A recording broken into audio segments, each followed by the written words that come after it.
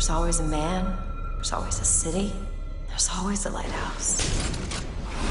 Now would you kindly head to Ryan's office and kill the son of a... Let's go out to play, Daddy. Go back to the Sodom from which you came! It's time to finish this. Catch! That'll do.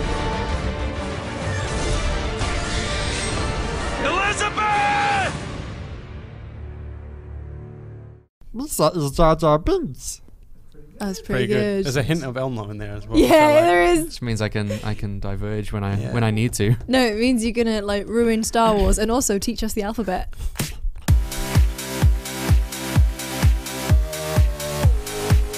What's up, guys? Welcome to Bingewatch. I'm Lucy, joined as ever by Dave. Hello. And Timur. Hello. The bookmarks of introducing themselves there. Guys, we're here to talk about Mr. Robot Season 2. The first 3 episodes are out. We've watched them. Now, we are big fans of season 1, right? Yeah, season 1, big fans of. Very, very big fan of season 1. We love that show when it was on, when it was airing the first time. We talked about it all the time. It was a real water cooler type thing for us.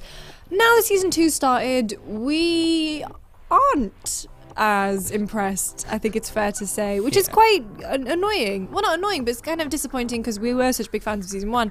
So we're kind of coming at this from a fan perspective, and this is basically where we think season 2 is making a few missteps in its first few episodes. So beware for spoilers. We're going to probably spoil all of season 1 and the first 3 episodes of season 2, so you have been warned. We've each picked one thing that we think is a major sticking point in the series so far. So Dave, you're going to kick things off. You're not happy with the show's perception of reality. Yeah. In the first season, the breaks in reality, it was like a big twist. We didn't know that Elliot was actually like imagining a whole bunch of stuff until right at the end, and it was kind of like, it was a big shock. But we're 3 episodes into season 2, and there's already been so much of that it's just completely lost its intensity. All the drama, intrigue, imagination of Elliot's reality is just gone. It feels like it's being overused. It's almost like it's a movie that ends and then it was all a dream. It's just like, oh really? That was like a cool 2 hours and I've just taken it away from me. In episode 3, Elliot takes a whole bunch of Adderall to get Mr. Robot out of his head to allow him to focus, and as soon as he does that, he's abducted by what he assumes are the FBI. They take him to a warehouse. They force feed him cement, which is like a really gross, intense scene. If that was like in a gangster movie, that'd be like a really amazing scene. Like I wanted to be sat there. I wanted to be thinking, how is Eddie going to get out of this? What's going on? Who are these guys? And then just as it was getting really intense, it was like, it's not really happening. It's not real. Sorry about that. He's just actually just throwing up on the floor. Yeah. And I was like, that could have been so cool. That could have been something. But instead, it was, an overly dramatic dream sequence, basically. Yeah, it's also kind of, it would have been cool because at the minute, Elliot also has no real repercussions. So I thought that would have really moved the story along if, like, the FBI had been getting involved there. But I mean, I'm interested to know what you guys think. Do you think that like the breaks in reality are kind of getting overused at this point? I think they are getting overused. And in that one specifically, we've reached a point where we can tell it's a break in reality, which gives it no sort of like any sort of impact. Yeah. So like the moment something really extreme starts happening, I think we all go, it's not real. Yeah. And then it's just a matter of whether they can make it interesting. In that case, it was kind of interesting. They cut to the vomit, which is a cool way of moving, vomit representing the actual cement, which was nice, but it had no tension to it because we knew straight away. That's Mr. Robot screwing with him again. Yeah. I think there's gonna be another big, like, shocking reveal. Not like the Mr. Robot twist, I think, but there's a big theory online that Elliot's not actually staying at his mum's house. He's actually in prison. And if you think about the way he's got such a fixed routine and the way that he gets visitors, the way he gets his phone call, the way he looks at basketball, goes to rehab, all very similar ways to the kind of program that you have if you're in prison or in a mental institution. So I'm kind of thinking that that's maybe where that's going, and that they're really trying to hammer home that nothing is real, everything's an illusion, there is no control. But at the point, I'm at the point now where I'm just getting fed up of it. Yeah, it's definitely a fine line to walk, what's real and what's not. And 3 episodes in, I think, or at least I think they're doing it wrong.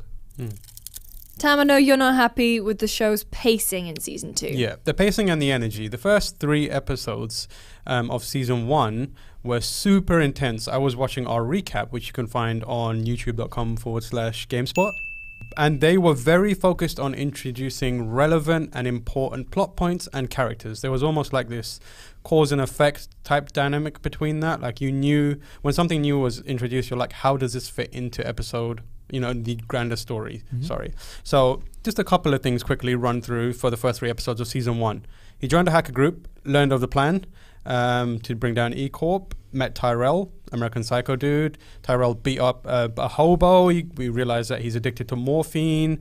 There's Cisco and Allsafe and Gideon investigating. A lot of things that kind of move the plot forward.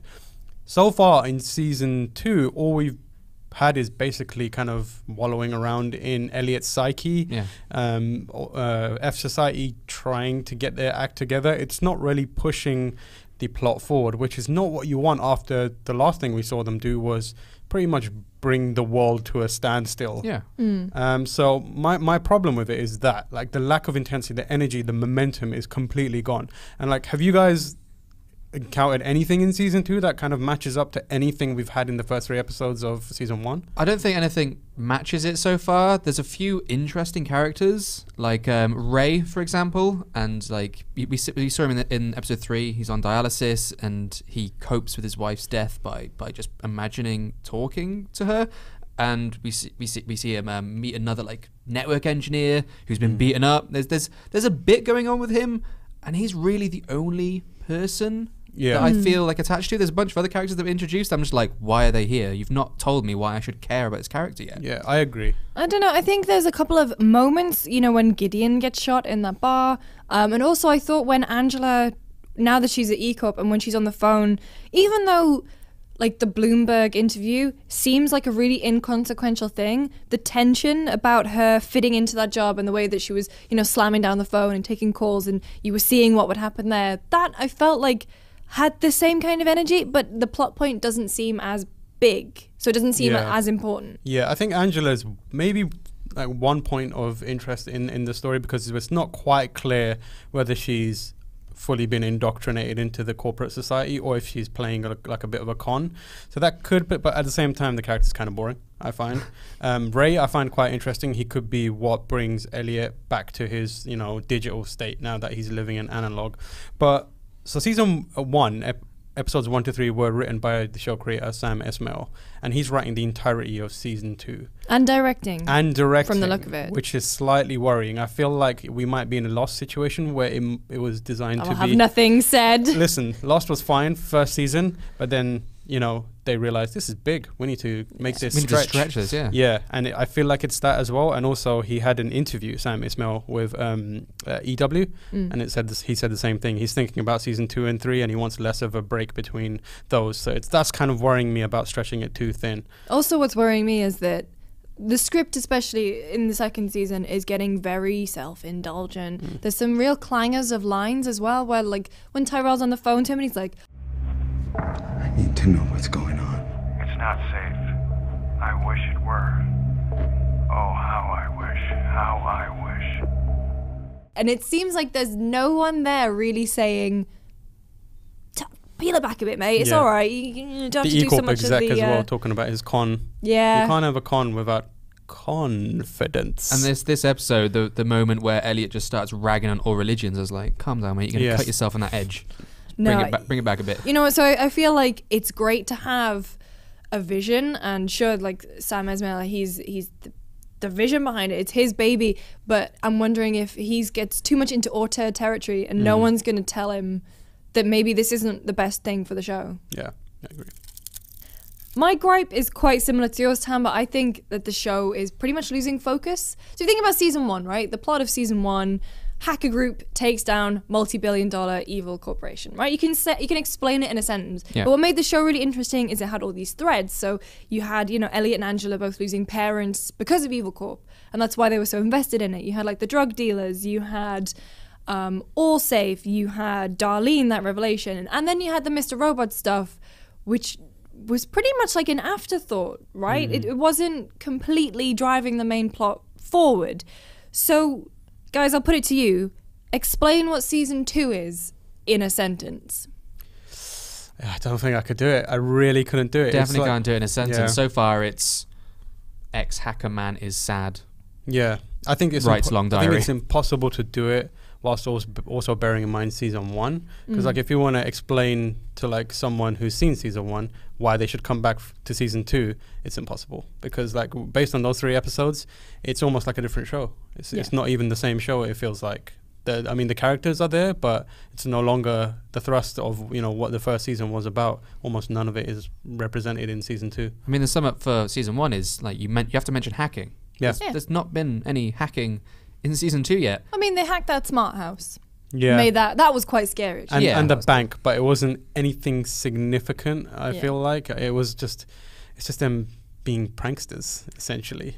So what I think is like season 2 seems to just be piggybacking off all these different threads, but nothing's really coming together yet. So if you take like F Society, right? They've committed, and they've actually said this in the show. It's the biggest crime of the last century, and they've essentially brought the American economy to a complete standstill.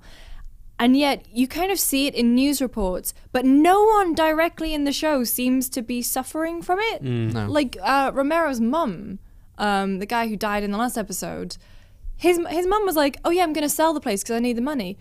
Who is going to be buying property if the entire economy is in crisis? It just doesn't. There's no urgency in any of the Yeah, characters, and so it doesn't seem like they've got to the end of basically this end of the world state. Yeah, it comes in and out as well, like paying for the meal up front, Angela and her bosses. That's kind of like a small nod to it, but I don't think it's anything significant. And I guess that's part of the point. Like, E-Corp it seems like they've not suffered much from the attack. But at the same time, the world around them should reflect it a little more. E-Corp should be, this kind of like stronghold for like, consumerism. Look, we can, this bounces off of us. Yeah. But we want to be able to see how it affects the people. And we don't see enough of that. We get a little bit here and there, but I feel like they should be setting up why F Society needs to double down on their efforts, why E-Corp are still evil, and this is why we need to still go after them. It just doesn't seem like it's doing that. It's just like, oh, remember those bad guys from the last season? Yeah, we kicked them a bit. We're going to carry on kicking them, but none of the kind of things like losing parents are there anymore to give you that kind of drive to be like, yeah, I want to see F Society take them down. It's just like, all right, we just want to bring down this bank. And Cool. also your relationship, I mean, in season 1 was with Elliot, because he talked to you so much. Yeah. You had that relationship and he was like this driving force pulling you through the story. But now that he's become this unreliable narrator, I don't want to trust anything he says. I don't want to listen to him. I'm not invested in his stories much because I don't believe in it. So that's kind of, it's not pulling me through the story. I'm not very interested. Yeah, Elliot as a character, he's one of those people who they have in a lot of shows where they wallow in their own sadness. And I usually hate that. But what made him interesting was at the same time as having that, he had this other side to him which was fiercely like objective based, and he had these ambitions and he focused on that, and it was part of those two kind of flavors of the character that bounced off each other and kind of made it interesting. Now it's just he's just that one wallowing sad dude and he's not really getting anything done, which makes him like an annoying character now. Because I feel like they are slowly, like snail's pace, completely introducing these points. I think Ray is there to drag Elliot back in, right? You've got the FBI agent and, these murders happening. So I feel like consequences are coming, but just the way and how slowly they've been introduced, it doesn't feel like F Society have done anything. Yeah. Like you say before, E-Corp hasn't suffered. The scenes in which they're showing the people are suffering kind of feel forced. And like you said, you expect such more grandiose plot points, considering they did the biggest crime. Well, in I mean, American history. they're a quarter of the way through the season now. Yeah. Which is And it's a kind of longer weird season. to think, Yeah. But I don't know. I'm hoping, stuff kicks off. Yeah. We're being a little bit down on the show, but there are some redeeming qualities. So, Dave, what are you enjoying? Out of all the characters that have been introduced, I think Ray is I think they're best. I was ready to dislike Ray just because, not dislike him, I just felt his dramatic role was a bit weird because I'm so used to seeing that actor in comedic roles. Yeah. But especially since the last episode, and you've seen his some of his mental stuff and some of the stuff that he's up against and the manipulation and intrigue of him, I think he could actually be one of the cooler characters, and especially if it drags Elliot out of his slump. Also, That'd he's be got a good. cool He's got a dog. cool It's got a really yeah. cool dog. Tam, what about you? I really like Leon, which is Elliot's new friend. Partly because he's a Seinfeld quoter, and he's like he's trying to figure out Seinfeld, which is brilliant. But also because he's one of my favorite rappers. His name is Joey Badass. He's got a great album. You should check it out. I love that in the credits his He name is actually has dollar Joey signs. Badass Yeah. and has the dollar signs. Yeah, but I like him as a character. He's kind of like, if it is existing in the prison world, which is the theory, like he's the cool guy that hooks you up, and he seems to be like the kind of character, one of the characters that may kind of Elliot may take along for the ride. A lot of the other characters feel a bit inconsequential to me, or maybe it's just that I want him to be taken along for the ride. He's also kind of helping Elliot get control of Mr. Robot, so I like him. It's mainly the Seinfeld stuff where he's like, dude, Kramer's worst. I quite like Angela. She's always kind of been a bit on the back foot, never really doing anything. But I like that she's turned into this corporate bitch, but you don't know if she's really invested in it. And it's this weird relationship she's got going on with Philip Price, and you don't know who's got what motivations. It's very cool. And when they had that dinner scene, just I don't know what I was expecting. Was it meant to be a date? And then you find out it was this, and then Philip like pulls the rug out, and it's like, you can send these guys away. Yeah. And I thought that was quite a cool plot point, because I was worried that they weren't going to do anything with the parent death thing. But she fits into Elliot's thing about faces as well, and wearing masks and that kind of stuff, because we see her regularly watching these weird videos about reinforcing herself. Self-help DVDs. Yeah, and it's hard to tell whether that's what she's trying to do to fit into her new role, and it's fighting against her, her normal nature, or whether it's kind of like how she's embodying this double crosser by telling herself to be this person. So yeah, she's interesting, I feel like. Yeah. But I mean, we're a quarter of the way through the season, plenty more still to come. So for more Mr. Robot, make sure you stay tuned to Bingewatch here on youtube.com/GameSpot. If you like the video, don't forget to like, subscribe to the channel. For more, you can find me on Twitter. I'm at Lucy James Games. I'm at Irregular Dave. And I'm at Tamor H. And we'll see you soon.